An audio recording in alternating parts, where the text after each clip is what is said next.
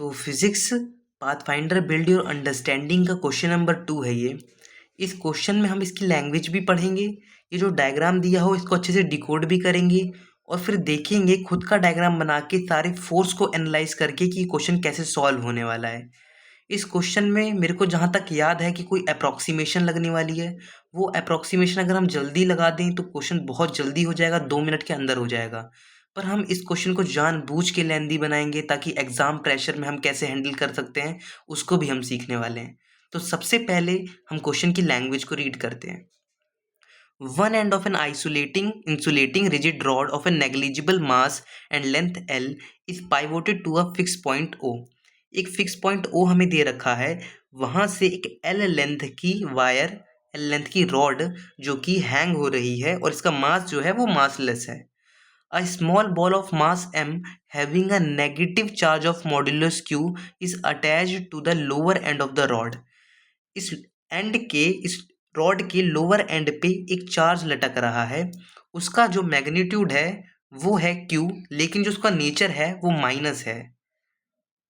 इसी यही जो मैं कह रहा हूँ इसी को लैंग्वेज में लिखा हुआ है negative charge of modulus q. Another small ball carrying a positive charge q is fixed at a height h. भाई इस O पॉइंट से h हाइट ऊपर एक और चार्ज दिया हुआ है भाई, जिसका चार्ज क्या है प्लस q है, दे रखा है, मैं ये रखा plus q above the point O के above है as shown in figure. What should the range of value of mass m for the lower ball be so that the rod remains in stable equilibrium? भाई तो इसमें stable equilibrium की बात कर रही है और इसमें क्या पूछा जा रहा है कि भाई नीचे वाला जो चार्ज है इसका मास हम लोग क्या रखें कि जो रॉड है वो स्टेबल इक्विलिब्रियम में रह पाए। अब स्टेबल इक्विलिब्रियम में रहने के लिए आपने रोटेशन वगैरह में पढ़ा होगा, ऐसा कुछ डायग्राम भी वहाँ पे बनाया होगा कि मान लो कि ऐसे कोई कर्व है, वहाँ पे मान लो कि ऐसे कोई बॉल रखी हुई है, तो भाई जनरली क्या होगा अगर हम हल्का से डिस्प्लेस करेंगे तो अगर रिस्टोरिंग फोर्स नहीं है तो वो स्टेबल इक्विलिब्रियम में नहीं होगा। जैसे ये स्टेबल इक्विलिब्रियम का केस नहीं है। क्यों नहीं है? क्योंकि हल्का सा अगर मैं डिस्प्लेस किया और बॉल यहाँ पे आई तो उसका मास का कंपोनेंट इधर लगेगा और रिस्टोरिंग फोर्स कुछ होगा ही नहीं। इसके वजह से ये कौन सा इक्विलिब्रियम हो जाएगा? Unstable equilibrium. मीनवाइल आपने ये भी देखा होगा, एक ऐसा केस आपने देखा होगा कि यहाँ पे मान लो कुछ ऐसा है, ऐसा कुछ कर्व है, यहाँ पे कोई बॉल रखी हुई है और यहाँ पे अगर मैं कहीं से भी हल्का से डिस्प्लेस करूंगा, ऐसे मैंने ऊपर की तरफ हल्का सा डिस्प्लेस करूंगा तो नीचे की तरफ एक रिस्टोरिंग फोर्स हमें हमेशा मिलने वाला है और रिस्टोरिंग फोर्स मिलेगा तो एक स्टेबल इक्विलिब्रियम है। तो हर केस में हम लोग क्या कर रहे थे कि जो हमारा ऑब्जेक्ट था उसको हल्का सा डिस्प्लेस कर रहे थे। वैसे ही इस केस में भी इसमें से हम बॉल को, नीचे वाले बॉल को हल्का सा डिस्प्लेस करेंगे और देखेंगे कि क्या वो रिस्टोरिंग फोर्स है, और रिस्टोरिंग फोर्स अगर हमें मिल रहा है तो उसमें एम की वैल्यू क्या रखनी चाहिए या फिर कुछ रेंज वेंज निकालेंगे और फिर हम देखने वाले हैं। तो सबसे पहले हम डायग्राम को बनाते हैं थोड़ा और क्लियरली। तो चलिए बनाते हैं। सबसे पहले ऐसे करके कुछ एक रॉड है, ऐसे एक रॉड है, मैं इसको थोड़ा छोटा छोटा बना देता हूँ। ऐसे कुछ इसका साइज थोड़ा कम करते हैं, देन कलर कुछ ये लेते हैं, ठीक है। ऐसे हमारे पास एक रॉड है, ऐसे इसको स्ट्रेट बनाते हैं। ऐसे एक रॉड है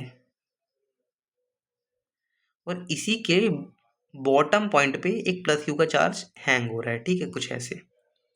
और जो ऊपर जहाँ पे पॉइंट पे ये रॉड है जो स्टक है वो पॉइंट कौन सा है? ओ पॉइंट है।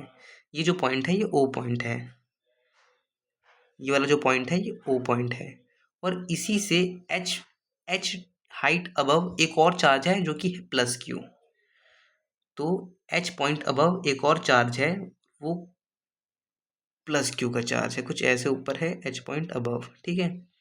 इसको मैं थोड़ा सीधा बनाता हूँ, कुछ ऐसे। और ये जो डिस्टेंस है वो एच पॉइंट अबव है, ये एच पॉइंट अबव है, ठीक है। और वो चार्ज क्या है? उस चार्ज का भी नेचर है, वो प्लस क्यू है और कैपिटल क्यू है। यहाँ पे जो चार्ज है वो प्लस क्यू का चार्ज है, ओके, कुछ ऐसे। अब भाई हल्का सा नीचे वाला ये जो रॉड है इसको हल्का सा हम डिस्प्लेस करेंगे और फिर देखेंगे क्या होने वाला है। तो हल्का सा चलिए हम लोग डिस्प्लेस करते हैं इसको, कुछ ऐसे हल्का से इसको डिस्प्लेस करेंगे और फिर ये जो लाइन ऑफ सिमेट्री है कुछ ऐसी आ जाएगी यहाँ पे, कुछ ऐसी आ जाएगी, ऐसी, यहाँ पे। और ये जो चार्ज है ये मूव होके इस साइड आ जाएगा क्योंकि हम हल्का सा डिस्प्लेस कर रहे हैं। बहुत हल्का है, जो ये एंगल बनेगा अभी मैं बताता हूँ वो बहुत छोटा होगा, बहुत छोटा होगा। जो थीटा है वो वेरी स्मॉल होगा, जो थीटा है वो वेरी स्मॉल की कैटेगरी में आएगा, ठीक है। ये जो थीटा की मैं बात कर रहा हूँ, इस वाली थीटा की, ये बहुत स्मॉल थीटा है। ये जो थीटा है बहुत छोटा है। और यहाँ से भी एक एंगल बन रहा होगा, ये वाला एंगल, एक सेकेंड, ये वाला एंगल, इस वाले ये तो थीटा नहीं होगा, थीटा नहीं होगा बल्कि उससे कम होगा। इसको मैं अल्फा बोल दे रहा हूँ या बीटा बोल दो, जो कहना है वो बोल दो, मैं अल्फा कह दे रहा हूँ, ठीक है। अब भाई ये जो वाली जो बॉल है, इस वाली बॉल पे फोर्स एनालिसिस करते हैं और फिर देखते हैं टॉर्क वॉर्क की कंडीशन वंडीशन देखते हैं, ठीक है। कि भाई रिस्टोरिंग टॉर्क जब होगा तभी तो हमारे पास स्टेबल इक्विलिब्रियम बनेगा। अब देखते हैं कि कौन प्रोवाइड करेगा। तो सबसे पहले हम देख लेते हैं फोर्स लग कौन कौन से रहे हैं, ठीक है। फोर्स देखते हैं सबसे पहले लगेंगे कौन कौन से, इसको मैं थोड़ा बड़ा करके बनाऊंगा, ठीक है। तो भाई एक जो फोर्स लगेगा आपको एम जी का कंपोनेंट लगेगा कुछ नीचे, एम जी का कंपोनेंट नीचे लगेगा, ऐसे एम जी लग रहा होगा, ओके। एक जो लग रहा होगा वो टेंशन फोर्स अगर लग रहा होगा, भाई रॉड में टेंशन नहीं लगेगी, लगेगी नहीं लगेगी, टेंशन फोर्स लगेगी। और एक लाइन जॉइनिंग के अलोंग इलेक्ट्रोस्टैटिक फोर्स भी लगेगा। इधर कुछ लग रहा होगा हमारे पास टेंशन फोर्स इस डायरेक्शन में, और इस डायरेक्शन में हमारे पास क्या लग रहा होगा, इलेक्ट्रोस्टैटिक फोर्स इस लाइन जॉइनिंग पे। बन जाओ सही से लाइन के ऊपर, कुछ ऐसे, हाँ। ये लग रहा होगा इलेक्ट्रोस्टैटिक फोर्स,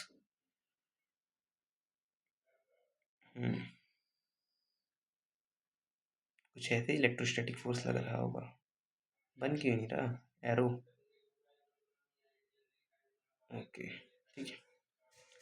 अब भाई इस पॉइंट के अबाउट, इस पॉइंट के अबाउट टॉर्क किस किस का आएगा, इस वाले पॉइंट के अबाउट। भाई टेंशन का टॉर्क तो आएगा नहीं, पहले मैं फोर्सेस दिखा देता हूँ कौन कौन से फोर्सेस हैं।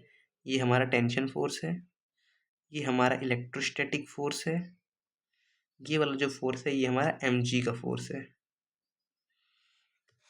पर इस पॉइंट के अबाउट बताओ, ये जहाँ पे हिंज हो रखी है इस पॉइंट के अबाउट किस किस का टॉर्क आएगा। भाई टेंशन का, इस टेंशन का फोर्स तो आने ही वाला नहीं रहा, इस टेंशन का फोर्स क्यों नहीं आएगा, क्यों भाई इसकी जो फोर्स ऑफ की जो लाइन जॉइनिंग जो एक्सिस है वो उसी से, हिंज से ही पास हो रहा है, तो ये तो आएगा ही नहीं भाई। किसका टॉर्क आएगा, ये किसका टॉर्क आएगा और ये किसका टॉर्क आएगा, समझ रहे हो भाई। पर अब मैं क्या कहना चाहता हूँ, यहाँ से मैं एक स्टेटमेंट लिखने वाला हूँ जो कि बहुत बड़ी स्टेटमेंट है और बहुत अच्छी स्टेटमेंट है। वो ये होगा कि जो torque due to M G आएगा, ये जो torque due to M G आएगा, इसको मस्ट बी ग्रेटर होना पड़ेगा torque due to electrostatic force. समझना मैं ऐसा क्यों कह रहा हूँ, इसको किससे बढ़ाना चढ़ेगा, torque due to electrostatic force, यहाँ पे मैं एफ ई लिख दे रहा हूँ, torque due to electrostatic force. Reason क्या है भाई, अगर स्टेबल इक्विलिब्रियम में रहना है तो जो टॉर्क इलेक्ट्रोस्टैटिक फोर्स प्रोवाइड करेगा उसी टॉर्क को एमजी को भी प्रोवाइड करना पड़ेगा, तभी तो इक्विलिब्रियम में आ पाएगा। अगर नहीं कर पाएगा उतना तो नेट नेट टॉर्क किसी और डायरेक्शन में हो जाएगा और उसी डायरेक्शन में चलता चला जाएगा, स्टेबल इक्विलिब्रियम तो बन ही नहीं पाएगा। तो भाई बस इतना था, इतना समझ लेते ना काम हो जाता। अब हमें क्या करना है, अब हमें बस निकालना है टॉर्क एम जी की वजह से, इलेक्ट्रोस्टैटिक की वजह से, और इक्वेट वगैरह करके मास की वैल्यू अगर निकल गई तो फिर देखेंगे। और फिर इस थीटा, ये थीटा और अल्फा वैल्यू बहुत छोटे हैं, मैं लिख देता हूँ, theta and alpha, theta and alpha ये जो है वेरी स्मॉल एंगल है भाई, बहुत छोटे हैं, वेरी स्मॉल, लाइक अप्रोक्सीमेशन लगाने लायक एंगल है, बहुत छोटे एंगल है, ठीक है, वेरी स्मॉल एंगल है, बहुत छोटे एंगल है, सॉरी कट गया था, वेरी स्मॉल एंगल, समझ गए। अब भाई torque due to M G निकालते हैं, torque due to M G, torque due to M G क्या होगा, torque due to M G, torque due to M G, torque due to M G बताओ क्या होगा भाई। एम जी ये रहा, एम जी फोर्स ये लग रहा है। बताओ परपेंडिकुलर डिस्टेंस क्या होगा? ऐसे ही तो टॉर्क की फॉर्मूला क्या होता है?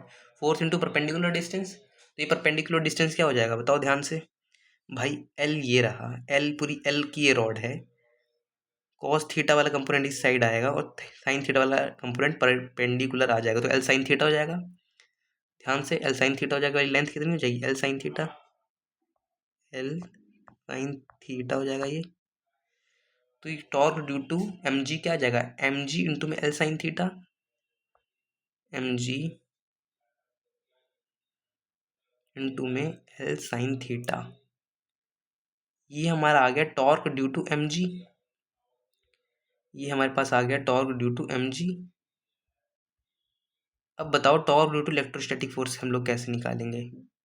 Torque due to electrostatic force, torque due to electrostatic force निकालने के लिए सबसे पहले हमें ये वाला निकालना पड़ेगा डिस्टेंस। क्यों निकालना पड़ेगा? भाई इलेक्ट्रोस्टैटिक फोर्स ऐसे लग रहा है, और जिस पॉइंट के अबाउट निकाल रहे हैं उस पॉइंट से परपेंडिकुलर डिस्टेंस क्या होगा? लाइन ऑफ एक्सिस से, फोर्स की लाइन ऑफ एक्सिस से परपेंडिकुलर डिस्टेंस कितना होगा? उस पॉइंट के अबाउट, जिस पॉइंट के अबाउट हम टॉर्क निकाल रहे हैं। भाई फोर्स इंटू डिस्प्लेसमेंट यही तो होता था। तो बताओ भाई ये वाला जो परपेंडिकुलर डिस्टेंस है ये कितना हो जाएगा हमारा? ये वाला डिस्टेंस कितना हो जाएगा?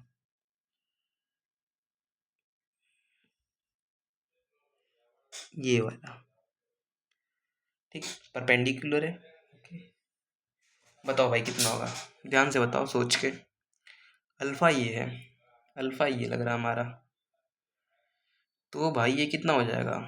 ये जो डिस्टेंस है एच है हमारी, ये डिस्टेंस एच है, दिया हुआ है क्वेश्चन में। एच साइन अल्फा हो जाएगा। ये वाली डिस्टेंस जो होगी हमारी, ये वाली डिस्टेंस एच साइन अल्फा हो जाएगी। तो इसको मैं लिख देता हूँ यहाँ पे, ये वाली डिस्टेंस कितनी हो जाएगी? H sine alpha, H sine alpha, ठीक है, एच साइन अल्फा हो जाएगी ये वाली डिस्टेंस हमारी। तो लिखते हैं अब torque due to electrostatic force. चलिए लिखते हैं हम लोग torque due to electrostatic force. तो एफ ई जो फोर्स लग रहा है, इनटू में परपेंडिकुलर डिस्टेंस, परपेंडिकुलर डिस्टेंस हमने निकाला H sine alpha, H sine alpha. Electrostatic force कैसे निकालोगे? के ऐसे ही होगा ना, के Q1 Q2 बाय में आर स्क्वायर। अब बताओ ये डिस्टेंस कैसे निकलेगा? सबसे पहले लिख देता हूँ इतना, के स्मॉल क्यू कैपिटल क्यू, ऊपर वाला चार्ज क्यू है, नीचे आएगा आर स्क्वायर। आर स्क्वायर आएगा कि नहीं? आर स्क्वायर कौन सा डिस्टेंस होगा? ये वाला डिस्टेंस आर स्क्वायर होगा। ध्यान से दिखना, समझते जाना, नहीं तो समझ रहे हो। ये वाला डिस्टेंस हो जाएगा आर स्क्वायर। एक सेकेंड, कलर चेंज करता हूँ। ये वाला डिस्टेंस, ये वाला डिस्टेंस, ये वाला डिस्टेंस हो जाएगा हमारा आर स्क्वायर, आर स्क्वायर। तो बताओ भाई आर स्क्वायर कैसे निकालोगे? आर स्क्वायर कैसे निकालोगे भाई? ट्राइंगल बनाओ ये वाला पहले, सबसे पहले। अच्छा सवाल है, अच्छा सवाल है। अप्रॉक्सीमेशन से हो जाएगा जल्दी, अगर हम इक्वेशन लिखते हो जल्दी जल्दी तो अप्रॉक्सीमेशन से हो जाएगा, पर अच्छे से समझते हो इसे सॉल्व करेंगे। इक्वेशन बनाते हैं भाई सबसे पहले इस ट्राइंगल को बाहर निकालते हैं। ये कुछ ऐसे, ये कुछ ऐसे आ रहा है, और ये कुछ ऐसे जुड़ रहे हैं, हाँ इस यहाँ पे ऐसे, ठीक है। अब एक साइड हमें मालूम है, कुछ साइड हमें भी पता है। जुड़ जा, बस डायग्राम अच्छा करने के लिए और कुछ नहीं। इसको बस डिलीट करता हूँ, ठीक है। और ये रहा अगला वाला हमारा, ठीक है। ये वाला ट्रायंगल बना रहा हूँ मैं, ध्यान से देखना। ये वाला ट्रायंगल, इस वाले ट्रायंगल की बात कर रहा हूँ, इस वाले ट्रायंगल की। ये ट्रायंगल, ये ट्रायंगल और ये वाला ट्रायंगल, ये वाला ट्रायंगल मैं बाहर निकाला हूँ। क्यों? क्योंकि मुझे ये आर स्क्वायर वाली ये जो लेंथ है ना, ये जो लेंथ है ना आर स्क्वायर वाली, ये लेंथ निकालनी है मुझे। ये लेंथ निकालनी है, और कैसे निकालूंगा? कोसाइन लॉ से निकालूंगा। कोसाइन लॉ सबको याद है ना, क्या होता है कोसाइन लॉ? इसी ट्रायंगल को मैंने यहाँ पे इस साइड बाहर निकाल लिया है। ये जो इतना बड़ा ट्रायंगल था ये वाला, इसी ट्रायंगल को मैं बाहर रिप्रेजेंट कर रहा हूँ, ठीक है। तो भाई ये वाली डिस्टेंस कितनी है? एच। ये वाली डिस्टेंस हमारी कितनी हो जाएगी? एच। ये वाली डिस्टेंस हमारी आर स्क्वायर है, और ये वाली डिस्टेंस हमारी कितनी है, एल है भाई। ये एल है भाई, इसको टेढ़ा करके तो एल एल ही तो रहेगी, ये भी अलग बदल थोड़ी जाएगी। तो ये वाली डिस्टेंस भी हमारी कितनी हो जाएगी, एल। सॉरी ये आर स्क्वायर नहीं है, ये आर है, ठीक है। ये एल है, ये वाली डिस्टेंस आर स्क्वायर नहीं है, आर है। आर स्क्वायर की तो हमें वैल्यू निकालनी है, ठीक है। तो बताओ कैसे निकालेंगे। और ये वाला एंगल जो है एच और आर के बीच में अल्फा है।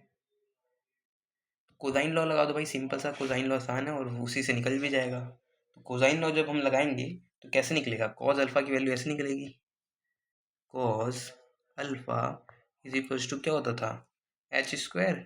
यहाँ पे देखो एच स्क्वायर प्लस में आर स्क्वायर हो जाएगा, बगल वाली side side containing alpha, plus में R square minus of L square आ जाएगा जो एल वाली साइड है, और अपॉन में 2 इंटू में साइड कंटेनिंग अल्फा एच और आर। यहाँ से आर स्क्वायर की क्या वैल्यू निकल जाएगी, ये जो आर स्क्वायर है इसको आइसोलेट करो, ये आर स्क्वायर को आइसोलेट करो, तो यहाँ से आर स्क्वायर की जो वैल्यू निकल के आएगी वो ये निकल के आएगी। बताओ अरे उधर उधर कर दो, बस आइसोलेट ही तो करना है। आर स्क्वायर की क्या वैल्यू आ रही है, तो यहाँ से आ रही है एच, एल स्क्वायर पॉजिटिव में आएगा, L square minus H square into में प्लस का 2HR cos alpha, 2HR cos alpha. यही आ रही है, कुछ अलग आ रही है, ध्यान से देख के बताओ। L square minus H square plus में 2HR कॉस अल्फा, यही आर स्क्वायर की वैल्यू आ रही है, इसी को पुट करना है, इसी को पुट करना है आर की जगह, ठीक है। आर स्क्वायर की वैल्यू यहीं पे पुट करनी है टॉर्क के उसमें। तो चलिए इस वाली एक्सप्रेशन को हम लोग नीचे उतार लेते हैं, torque due to electrostatic force, और यहाँ पे एच साइन अल्फा का मल्टीप्लिकेशन तो है, ये जो एच साइन अल्फा है इसका मल्टीप्लिकेशन एच साइन अल्फा, ठीक है। वीडियो लंबी हो रही है जानबूझ के ताकि अच्छे से एक्सप्लेन कर पाऊँ, ठीक है। तो चलिए अब करते हैं इसको डुप्लीकेट, इसको लेके आते नीचे, क्या हुआ, हो जाएगा,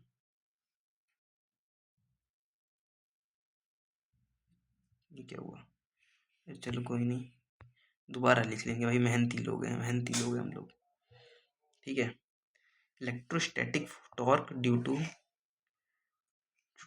आया ड्यू टू इलेक्ट्रोस्टैटिक फोर्स, वो आया के स्मॉल क्यू कैपिटल क्यू, नीचे आर स्क्वायर की बड़ी सी वैल्यू जो आ रही है ये वाली आर स्क्वायर की वैल्यू बड़ी सी, एल स्क्वायर प्लस में माइनस में एच स्क्वायर प्लस में 2HR कॉस अल्फा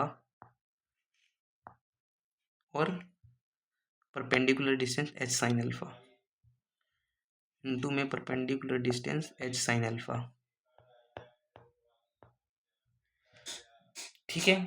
अब जो हमने इक्वेशन यहाँ पे सबसे पहले बनाई थी इसमें डालना है, लेकिन इसमें डालने से पहले मैं एक चीज़ यहाँ पे नोटिस किया कि भाई आर भी वेरिएबल है भाई, अल्फ़ा भी वेरी कर रहा है, तो क्यों ना मैं ये जो एच साइन अल्फ़ा है इसको किसी और फॉर्मेट में लिखूँ, थीटा वगैरह की फॉर्मेट में कुछ में लिख पाऊँ। तो मेरा एक दिमाग कुछ ऐसा चला कि भाई ये वाला एंगल बताओ कितना होगा, ये वाला एंगल बताओ थीटा, ये जो एंगल है इसको क्या मानूँ मैं, थीटा मान चुका, अल्फ़ा मान चुका, तो इसको क्या मानोगे बताओ, कुछ भी मान लो इस एंगल को, मान अननोन एंगल है, ठीक है, ये कोई भी अननोन एंगल है, ये वाला जो एंगल मैं कह रहा हूँ, ये वाला देखो ना, यहाँ पे ये वाला एंगल की बात कर रहा हूँ, यहाँ ये जो एंगल है ये एक अननोन एंगल है, तो बताओ ये क्या होगा, ये अननोन एंगल की वैल्यू थीटा माइनस अल्फा होगी ना, थीटा माइनस अल्फा होगी। बताओ कैसे थीटा माइनस अल्फा होगी, अरे भाई ये देख, ट्रायंगल की प्रॉपर्टी लगाओ, ट्रायंगल की प्रॉपर्टी, जो ये थीटा की वैल्यू होनी चाहिए वो अल्फा प्लस ये अननोन एंगल के बराबर होनी चाहिए। क्यों, अरे आउटसाइड का जो एंगल होता है उसका क्या होता है, वो कि अंदर के दो एंगल का सम होता है ना, ट्रायंगल की प्रॉपर्टी, अंदर के ये दोनों एंगल का सम क्या हो जाएगा, थीटा। तो भाई एक अननोन वैल्यू का क्या होगा, थीटा माइनस अल्फा ही तो होगा। तो यहाँ पे क्यों ना मैं एच साइन अल्फा की जगह इस वाले ट्रायंगल में, ये वाला जो ट्रायंगल है यहाँ से निकालता हूँ इस परपेंडिकुलर की एक नई वैल्यू, मैं तो वैल्यू तो वही रहेगी, इस वे में निकालता हूँ। तो थीटा हमारा ये है, तो यहाँ पे कैसे निकलेगा, परपेंडिकुलर ये रहा, बताओ कैसे निकलेगा, बस कुछ नहीं, ट्रिग्नोमेट्रिक रेशियो लगा दो निकल जाएगा। तो यहाँ पे क्या निकलेगा, एच साइन अल्फा की जगह यहाँ पे कौन सा एंगल हो गया है, थीटा माइनस अल्फा, ठीक है। तो torque due to electrostatic force, torque due to electrostatic force is equals to में, जिनको समझ नहीं आया एक बार दोबारा एक्सप्लेन करूंगा ये बात, ठीक है, बस लगे रहो, अपॉन में L square minus of H square plus में 2HR कॉज अल्फा। अब एस साइन अल्फा को हमने कैसे लिख दिया, एल इंटू में साइन थीटा माइनस अल्फा। समझ रहे हो मैं क्या कहना चाह रहा हूँ, इस वाले ट्राइंगल से ये वाली लेंथ हमारी एल थी, ये वाली लेंथ ये एल थी, तो बताओ कौन सा लग जाएगा, साइन परपेंडिकुलर अपॉन में हाइपो, परपेंडिकुलर ये रहा, हाइपोटेन्यूज ये रहा, तो परपेंडिकुलर के यहाँ से क्या निकल जाएगा, परपेंडिकुलर यहाँ से निकल जाएगा एल इंटू में sine of theta minus alpha, कुछ ऐसे।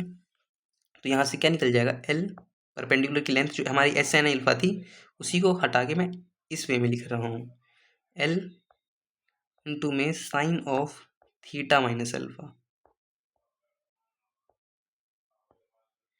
ठीक है। अब जो हमारी वाली इक्वेशन थी, कैलकुलेशन बहुत बड़ी पड़ रही है, समझ रहे हो, मतलब कि अप्रॉक्सीमेशन हमें मानना पड़ेगा पर हम जानबूझ के नहीं मार रहे, थोड़ा एग्जाम के लिए प्रिपरेशन, थोड़ा समझ रहे हो, तो हमने जो ये वाला किया था इसी पे हम सूटेबल फिट बैठाते हैं, ठीक है। Torque due to M G हमारा कितना आया था, torque due to M G आया था हमारा M G L sine theta, ये देखो ना M G L sine theta, ये आया था M G L sine theta, M G L sine theta आया था हमारा,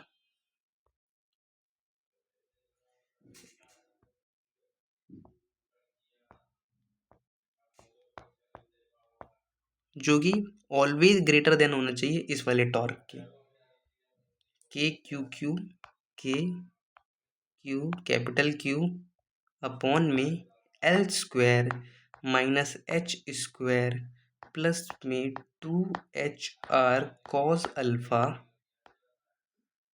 और यहाँ पे क्या आ जाएगा L sine theta minus alpha, कुछ इतनी बड़ी भाई चीज आ गई। अब बताओगे कैसे करेंगे, बताओ, ठीक है, कुछ नहीं करना, सिंपल सी बात है, अब तो बस कैलकुलेशन है, जानबूझ के इसको हम लेंदी बना रहे हैं, समझ रहे हो, बाकी हम अप्रोक्सीमेशन करके इसे फास्ट कर सकते थे, पर कोई नहीं, अभी हम थोड़ा इसको और अच्छे से सॉल्व करते हैं, ठीक है। ये हमारा आर स्क्वायर है, ठीक है, इस आर स्क्वायर है, इसको भी हम आर स्क्वायर कर देते हैं, ठीक है, अभी सिंप्लीफाई करने की जरूरत नहीं है, ठीक है, अभी इसको आर स्क्वायर ही लिखते हैं, ठीक है। तो इसको भी हम आर स्क्वायर ही मानते हैं, क्योंकि आर स्क्वायर की वैल्यू तो हमने निकाली थी कोसाइन लॉ से, इसको ये हमारा आर स्क्वायर ही है, ठीक है। ऐसा हम क्यों कर रहे हैं अभी पता चल जाएगा, ठीक है। तो क्या करेंगे, जी से एल कट जाएगा, ये वाले एल से इस वाले एल से इस वाले एल से एल कट जाएगा, जी नीचे चला जाएगा डिवाइड में, ये जी है नीचे चला जाएगा डिवाइड में, और साइन थीटा से दोनों तरफ डिवाइड कर देंगे, साइन थीटा से दोनों साइड डिवाइड कर देंगे, ठीक है। तो यहाँ से एम ग्रेटर देन के क्यू कैपिटल क्यू अपॉन में आर स्क्वायर, ठीक है। जी का डिवाइड हमने नीचे लगाया, जी आर स्क्वायर हो जाएगा, जी का डिवाइड हमने नीचे लगाया और साइन थीटा से डिवाइड कर देंगे दोनों साइड, ठीक है। और भाई एल साइन थीटा, अब देखो ये थीटा माइनस अल्फा है ना, तो साइन ए माइनस बी का फॉर्मूला भी लगा दो यहीं पे, ठीक है। साइन ए माइनस बी का, साइन ए माइनस बी का फॉर्मूला क्या होता है, साइन ए, लिखिए sign A cos B minus cos A sine B sign alpha, ठीक है। और उसके साथ क्या है मल्टीप्लाई में एल जो था वो जो हमें हटा ही चुके हैं पहले से, ठीक है। और यहाँ पे साइन थीटा जब हमने डिवाइड डाला, यहाँ पे साइन थीटा जब हमने डिवाइड डाला तो आ जाएगा यहाँ पे डिवाइड में साइन थीटा। तो चलिए यहाँ से जो एम की जो लिमिट आ रही है, एम की ये जो लिमिट आ रही है के के क्यू क्यू अपॉन में जी आर स्क्वायर साइन थीटा, अब देखो इंडिविजुअल कर रहे हैं एक एक का इंडिविजुअल, ठीक है। साइन थीटा से काटा कितना आ गया, कट गया, ठीक है, तो यहाँ पे कितना आ गया, कॉस थीटा और साइन थीटा का डिवाइड कितना आ गया, कॉस थीटा और साइन थीटा का डिवाइड आ गया हमारा कॉट थीटा, ऐसा ही होगा।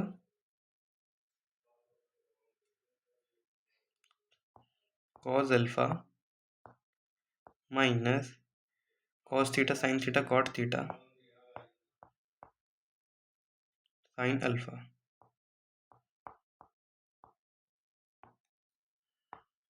अब अप्रोक्सीमेशन लगाते हैं भाई फाइनली।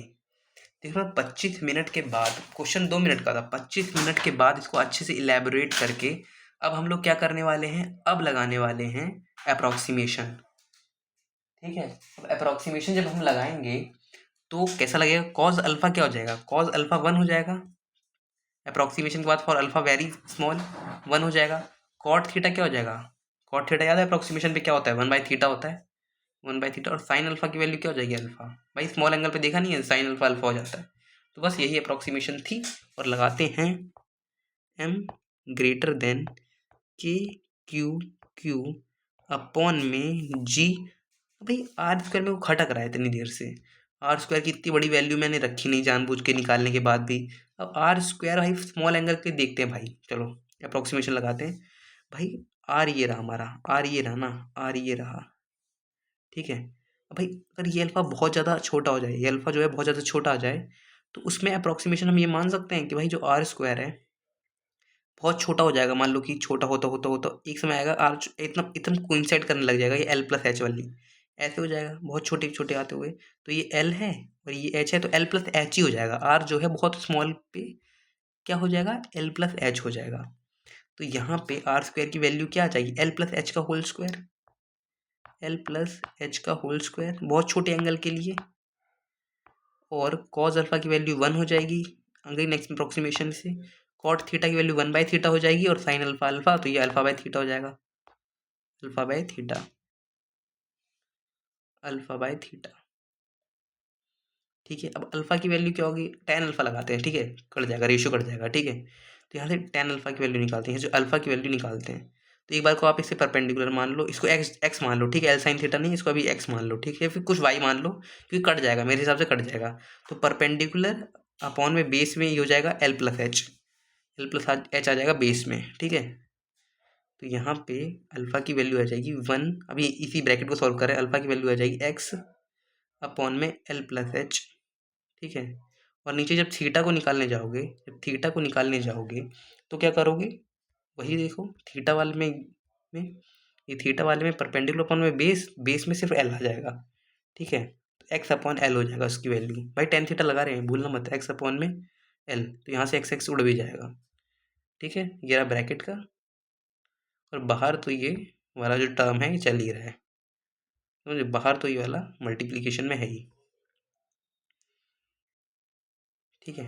अब अंदर क्या वैल्यू वैल्यू आ जाएगा, एलसीएम लेके देखो, एलसीएम लिया उधर मल्टीप्लाई में, तो ये कुछ ऐसा आ जाएगा, m इज ग्रेटर देन के क्यू क्यू अपॉन में जी एल प्लस में एच का होल स्क्वायर। और यहाँ पे क्या आ जाएगा बताओ, यहाँ पे क्या आ जाएगा, एच अपॉन में एच प्लस एल आ जाएगा ना, एलसीएम लेने के बाद एच अपॉन में एच प्लस में एल, ये आ जाएगा। तो फाइनली जाके हमारा आंसर आ चुका है, यही होना चाहिए मेरे हिसाब से। और इसको थोड़ा एलैबोरेट करके लिख देंगे, या फिर आंसर आंसर ऐसे दिया होगा मेरे हिसाब से कि के की वैल्यू इन्होंने 1/4 रख दी होगी, एच प्लस एल और एच प्लस एल का यहाँ पे एच प्लस एल का क्यूब बना दिया होगा, और उनकी वैल्यू ऐसे ही आई होगी। तो फाइनल आंसर हम इसको रिपोर्ट नहीं करते हैं, फाइनल आंसर हमारा ऐसे होना चाहिए पूरा एकदम एलैबोरेट करके, m is greater than m greater than के नहीं 1/4 एलैबोरेट करके क्यू क्यू बाय में 4 pi epsilon naught G L plus H का whole cube, L plus H का होल क्यूब इंटू में एच, समथिंग लाइक दिस, ये होना चाहिए। तो देखिए बहुत आसान सवाल था, अप्रॉक्सीमेशन लेके चलते तो स्टार्टिंग के क्वेश्चन में हम लोग इसे सॉल्व कर देते, पर अब हमने जो ये किया है, इसको हमने थोड़ा इलैबोरेटिव वे में किया है, एग्ज़ाम प्रिपरेशन से थोड़ा समझते हुए भई किया है कि भाई मतलब कि कभी हार्ड कैलकुलेशन आ जाए तो आप अचानक से रुक ना जाए आपकी कलम। तो बस इसीलिए किया हमने ऐसे। तो चलिए अब BYU 3 करेंगे अब हम नेक्स्ट। तो इस क्वेश्चन के लिए इतना ही। भाई 30 मिनट लगे क्वेश्चन सॉल्व करने में, मतलब अच्छे से इलैबोरेट करके हमने इसे सॉल्व किया है।